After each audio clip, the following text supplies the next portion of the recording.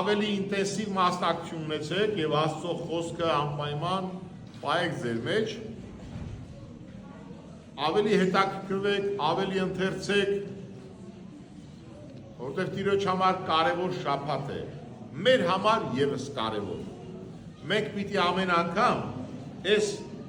պատմության միջով անցնենք, դրա համար եմ ասում ավելի ակտիվ եղեք։ Լավ, մեր համար էլ խորհուրդ այս խորհուրդով կավարտեմ խոսքս։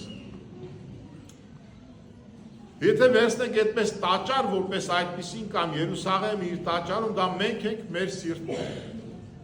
մեր հոգին է, մեր ներսն է, մեր ներաշխարհն է։ Երբ որ մենք թույլ տանք Քրիստոսին, որ ինքը գա մեր մեջ, խնդրենք Տեր Հիսուս, ո՞տ գործին մեջ, քո Սուրբ Հոգով առաջնորդի ինձ, որտեղ այս պահին Քրիստոսի խոսքը կա, մենք լսում ենք, բայց աշխարհի վրա Աստծո հոգին է գործում, որ Սուրբ Հոգի մեզ առաջնորդի, մեզ օգնի, որտեղ մեր համար շատ դեպքերում դժվար է ու ծանր, բայց Աստծով հեշտ է։ Թույլ տվեք, որ Աստված մեր մեջ գործի, մի մտածեք, որ չեք ընդունել կամ նեղացրել եք, Աստված մեր պես նեղացկոտ չի։ Քրիստոս ասում է դռան մոտ կանգնած ծեծում եմ դուռը միշտ, որ դուռը բացեք ու ես ներս գամ։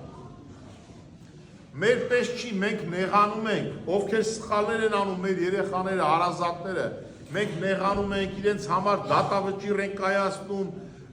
վատն ենք ցանկանում, Աստված այդպես չէ, Աստված ծնողի պես է։ Ծնողը երեխային պատկերացրեք ինչ կերպ է սիրում եւ ներում։ Աստված առավել, դրա համար երբեք չամաչեք Աստծո առաջ ձեր սիրտը բացեք։ Ծնկեք եք Տիրոջ առաջ։ Խոսեք, թող Աստված գա։ Մտեք, ասում է ձեր սենյակը առանձին թեկուզ։ Թող Աստված մեր մեջ գա, Քրիստոս գա եւ մեզ առաջնորդի։ Ու կտեսնեք, որ ձեր կյանքը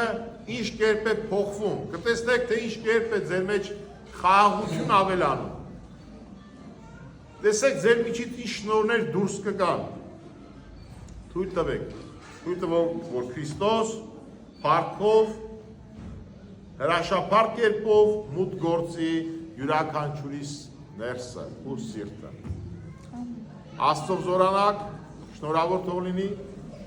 մեր այս սուրբ օրը, ծաղկազարդը եւ մեր կյանքում բոլորից փոփոխություններ թող բերի։